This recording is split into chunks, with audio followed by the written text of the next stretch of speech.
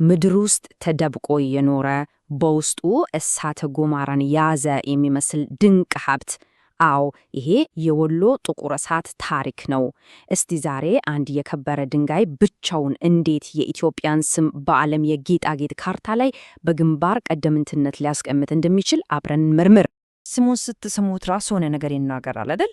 የወሎ ጥቁር እሳት። ይህ ዝም ብሎ የተሰጠ ስያሜ አይደለም። ከጥቁር ዳራው ላይ የሚፈነጥቁት እነዚህ ደማቅ ቀለማት ልክ በጨለማ ሌሊት እንደሚነድ እሳት ስለሚማርኩ ነው። ስለዚህ እዚህ ጋር ነው ወሳኙ ጥያቄ የሚመጣው። ይህ ድንጋይ እንዲሁ የሚያምር የተፈጥሮ ክስተት ብቻ ነው ወይስ ከዛ የዘለለ ትርጉም አለው? ምናልባትም የአንድ ሀገርን ኢኮኖሚ የሚያንቀሳቅስ ሞተር ሊሆን ይችላል። እሺ፣ የዚህን ድንጋይ ዋጋ በትክክል ለመረዳት መጀመሪያ የተገኘበትን ቦታና ሁኔታ መገንዘብ አለብን። ታሪኩ የሚጀምረው ከሰማይ ጥግ በሚመስል ቦታ በ9800 ጫማ ከፍታ ላይ ነው። እስቲ አስቡት፣ እስከ 2013 ድረስ የወሎ አካባቢ የሚታወቀው በተለመዱት ነጭ ኦፓሎች ነበር። ግን በዚህ ዓመት የአካባቢው ማዕድን አውጪዎች አዲስ የድንጋይ ስፊት ሲገኙ ሁሉም ነገር ተለወጠ። ያገኙት ነገር ተራ ድንጋይ አልነበረም። ዛሬ የሀገር ስትራቴጂካዊ ሀብት ተብሎ የሚታየው ውድ ሀብት ነበር። ይህንን ከፍታ አስቡት እስቲ፣ 3000 ሜትር። ይህ ድንጋይ የሚወጣው በጣም አስቸጋሪ ከሆኑ እሳተ ገሞራማ ደጋማ ቦታዎች ነው።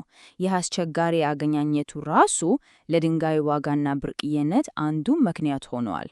ከችግር ወደ ስኬት እንደሚባለው አይነት ጉዞ ነው። እሺ፣ ታዲያ ይህ ድንጋይ ለምንድን ነው እንዲህ የተወደደው? የውበቱና የዋጋው ምስጢር ምንድን ነው? እስቲ ወደ ቁልፍ ባህሪያችሁና ወደ ስሌቱ እንገባ። 3 ዋና ዋና ነገሮች ናቸው ይህንን ኦፓል ከሌሎች ሁሉ ለየት የሚያደርጉት። አንደኛ፣ በተፈጥሮ ያለው ጥቁር ገጽታ። ሁለተኛ፣ እጅግ በጣም ብርቅ የሆነውና የማር ወለላ በመባል የሚታወቀው የቀለማት አሰላለፉ። ሶስተኛ ደግሞ በውስጡ የሚታዩት እነዛ ደማቅ የአረንጓዴ ቀይና ወይን ጠጅ ብልጭታዎች። እነዚህ ባህሪያት ናቸው የሰብሳቢዎችን ልብ ሰርቀው ተፈላጊነቱን ሰማይ ላይ የሰቀሉት። የድንጋዩን ተፈጥሮ ለመረዳት አንድ ወሳኝ የጂኦሎጂ ቃል ማወቅ አለብን። እሱም ሃይድሮፌን ይባላል። ይህ ምን ማለት ነው? በቀላሉ ኦፓሉ ቀዳዳዎች ያሉትና ውሃ የመምጠጥ ባህሪ ያለው መሆኑን ነው። ይህ የኢትዮጵያ ኦፓሎች ዋነኛ መለያ ነው። እናም በጥንቃቄ መያዝ እንዳለበት አመላካች ነው። አሁን እንግዲህ ወደ አስገራሚ የቁጥር ዓለም እየገባን ነው። የዚህን ድንጋይ ኢኮኖሚያዊ አቅም ለመረዳት ስሌቱን ከመሰረቱ እንጀምር።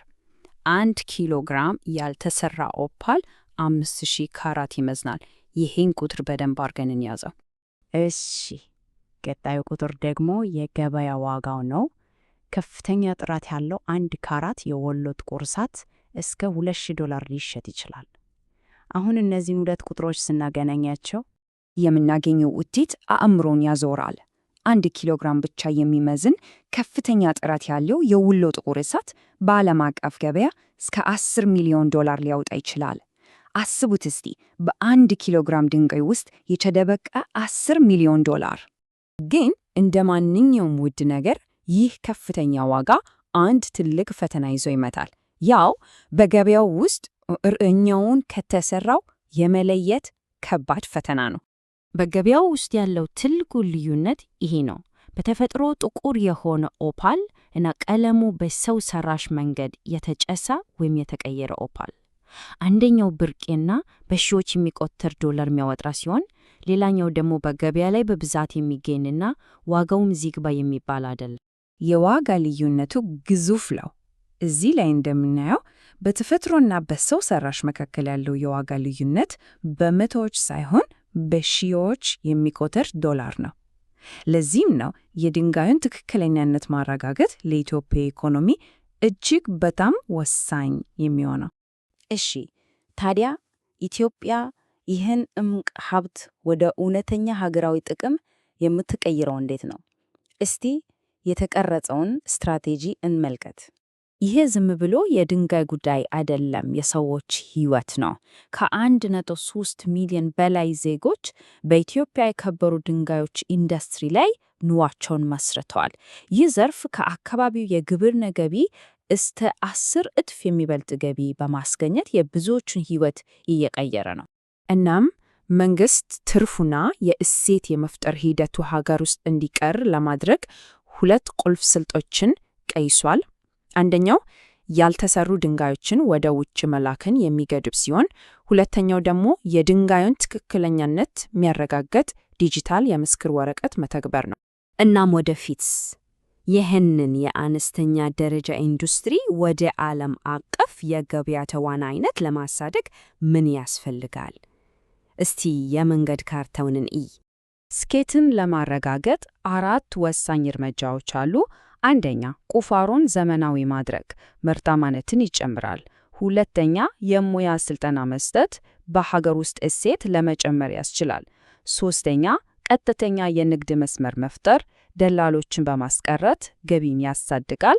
እና አራተኛ፣ የድንጋዩን ጥራት መጠበቅ የዓለም አቀፍ ገበያ እምነትን ያረጋግጣል። በመጨረሻም ይሄ ዘይቤ ሁሉንም ነገር ያጠቃልለዋል። ለኢኮኖሚ ልማት የድንጋይ ሞተር እይታውን ከቀላል ጌጣጌጥነት ወደ ሀገራዊ የኢኮኖሚ አንቀሳቃሽ ኃይልነት ይቀይረዋል። እናም ይህንን ትንታኔ በአንድ አሳሳቢ ጥያቄ እንቋጨው። ይህ አንድ የከበረ ድንጋይ ብቻውን የአንድን ሀገር ኢኮኖሚ ሙሉ በሙሉ የመቀየር አቅም አለው? የዚህ ግኝት የረጅም ጊዜ አንድምታዎች ምን ሊሆኑ ይችላሉ? መልሱን ጊዜ ያሳየናል።